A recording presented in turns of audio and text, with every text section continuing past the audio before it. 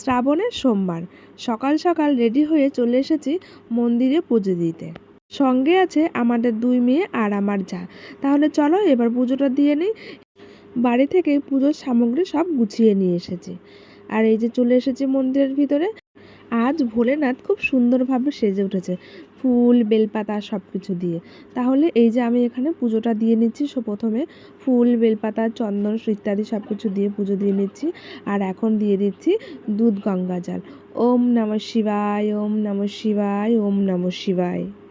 শিবের মাথায় জল তো দেওয়া হয়ে গেছে। এবার আমি ধূপ আর প্রদীপ জ্বালিয়ে ঠাকুরকে একটু আরতি করে নেব।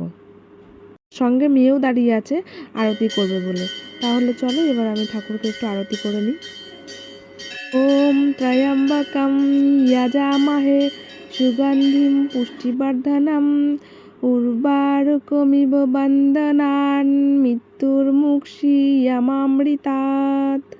শিবের পুজো করার সময় আমি এই মন্ত্রটি উচ্চারণ করে থাকি।